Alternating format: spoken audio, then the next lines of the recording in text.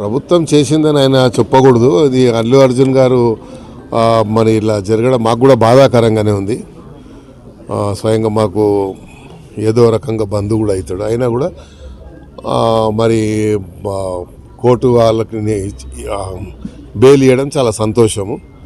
ఎందుకంటే అల్లు అర్జున్ గారు జాతీయ స్థాయిలో ఈరోజు తెలంగాణ పేరు కానీ ఆంధ్రప్రదేశ్ ఉమ్మడి రాష్ట్ర పేరుని ప్రతిష్టని మరి ఇంటర్నేషనల్ వ్యాప్తంగా కూడా మంచి పేరు తెచ్చినటువంటి వ్యక్తి కాబట్టి కొంచెం మాకు కూడా బాధ కలిగింది ఆ సీక్వెన్స్లో.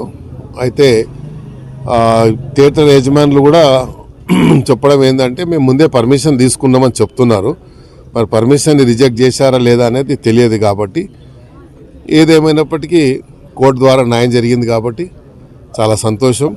మరి జరిగిన దానికి మాకు కూడా కొంచెం బాధగా ఉంది. ఎందుకంటే అంతా నేషనల్ అవార్డు విన్నరే కాదు, ఆయన జాతీయ స్థాయిలో అంతర్జాతీయ స్థాయిలో ఈరోజు మరి అల్లు అర్జున్ గారు వల్ల తెలంగాణ పౌరుడిగా ఉమ్మడి రాష్ట్ర పౌరుడిగా ఇంత పేరు తెచ్చినటువంటి వ్యక్తి కాబట్టి మనందరికీ గర్వకారణమే. అంత మంచి మరి ఈరోజు పాన్ ఇండియా అనకూడదు, ప్రపంచం అనొచ్చు, మనము వరల్డ్ అనొచ్చు. ఎందుకంటే ప్రపంచవ్యాప్తంగా ఈయన యొక్క చిత్రాన్ని చూసిందని మనం మీడియా ద్వారా చూస్తూ ఉన్నాం.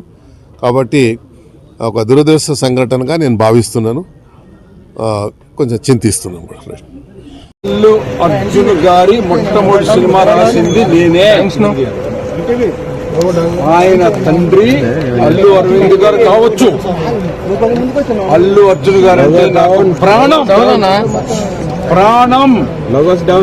నిన్న 12 గంటల దగ్గర నుంచి ఇంతవరకు అన్నం కూడా తెలియదు.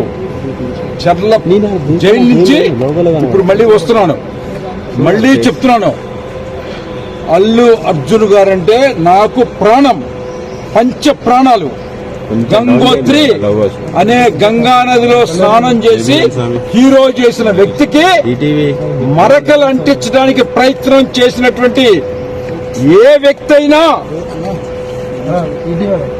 ఏ నాయకుడైనా, ఏ ప్రభుత్వం అయినా సర్వనాశనం అయిపోద్ది. గుర్తుపెట్టుకోండి, అతను అల్లు అర్జున్ అనే ఒక అద్భుతమైనటువంటి ఈ దేశానికి, ఈ ప్రపంచానికి ఒక కొత్త నిర్వచనం చెప్పినటువంటి నా hero.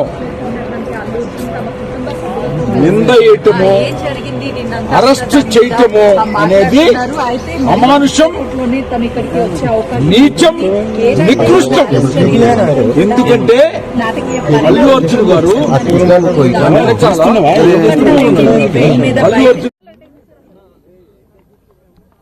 They have received order copy from the High Court, and despite receiving the order copy, they did not release. Now you should question the government and the department why they have not released the accused. High Court order is very specific that forthwith the moment you receive the order, you have to release NSC. Despite clear order, they did not release. Now they have to answer. Unnadandi. That is. We have to take further steps, and legally what is permissible, we will take. Sir, what is the kind of, are we going to initiate any legal action? Yes, definitely. This is an illegal arrest, illegal detention. We will take legal steps. But as of now, he has left from the. Yes, he has been released.